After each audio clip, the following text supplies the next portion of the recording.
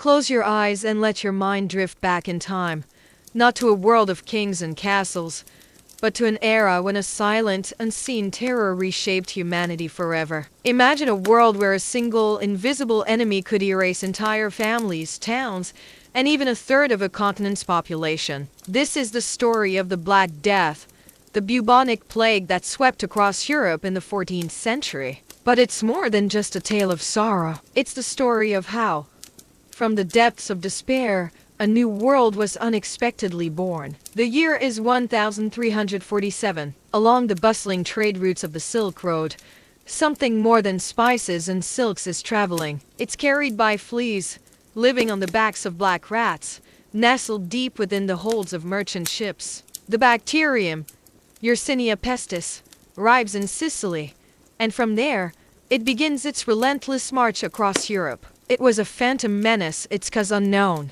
It spread unstoppable. People fell ill with terrifying speed. High fevers, chills, and painful, swollen lymph nodes, the infamous buboes, appeared in the groin, neck, and armpits. For most, death was a swift and certain visitor, often arriving within days. The scale of the devastation is difficult to comprehend. Imagine your city, your town, your entire neighborhood, losing every other person. In the span of just 5 years, from 1347 to 1352, it's estimated that between 75 and 200 million people perished across Eurasia and North Africa. In Europe alone, the population plummeted by as much as 50%. Entire villages were wiped from the map, their homes left empty, their fields untended. The streets of once thriving cities like Florence and Paris fell silent, filled with a sense of dread and the constant ringing of funeral bells. Priests and doctors who bravely tended to the sick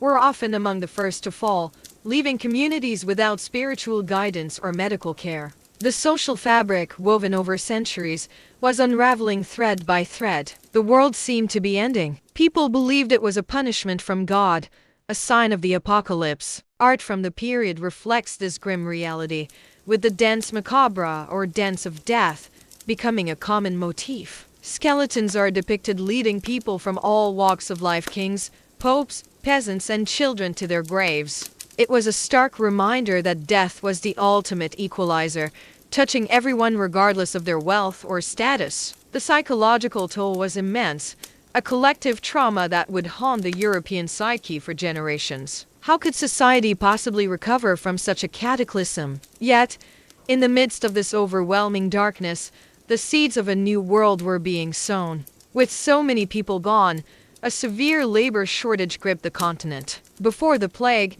Europe had a surplus of workers, keeping wages low and peasants tied to the land under the rigid feudal system. But now, the tables had turned dramatically. Landowners and nobles were desperate for people to work their fields and rebuild their estates. The few surviving laborers found themselves in a position of unprecedented power. They were no longer disposable. They were essential. This newfound leverage allowed peasants and artisans to do something once unthinkable: demand higher wages. They could negotiate for better working conditions and more freedom. If a lord refused, they could simply pack up and move to another estate where their labor would be more valued. The old bonds of serfdom began to weaken. For the first time in centuries, a path to social mobility opened up for the common person. A peasant could now dream of a life beyond subsistence farming, a life with a little more comfort, a little more dignity. The economic landscape shifted profoundly. The price of labor soared while the value of land, now abundant, plummeted. This economic upheaval challenged the very foundations of the feudal system, which was built on a large peasant class tied to land owned by a small nobility.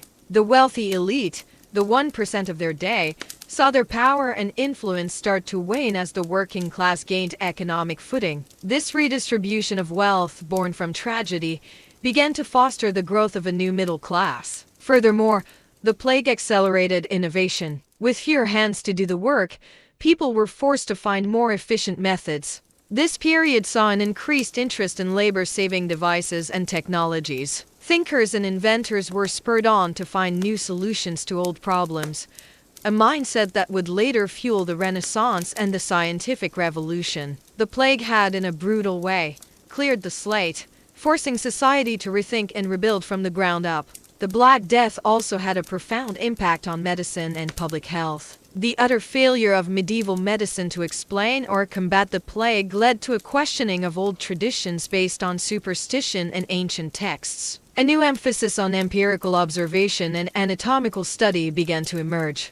Cities started to implement the first public health measures, such as quarantine for arriving ships and the establishment of health boards to manage sanitary conditions. It was the dawn of a new era in medicine, one grounded in observation and scientific inquiry rather than blind faith. So, as we rest here, contemplating the echoes of the past, we see that the Black Death was not just an ending. It was a violent, painful, and tragic transformation. It was a crucible that burned away the old world, leaving behind a changed landscape upon which the modern world would be built. The fight for workers' rights, the rise of a middle class, the dawn of modern medicine, all these threads can be traced back to the devastation of the 14th century. It's a powerful reminder that even in the darkest of times, humanity endures, adapts, and finds a way to build a new dawn. The world we know today was, in many ways, shaped by those who survived the time when death walked the earth. Thank you for joining me on this journey into the past. I hope it brought a moment of quiet reflection.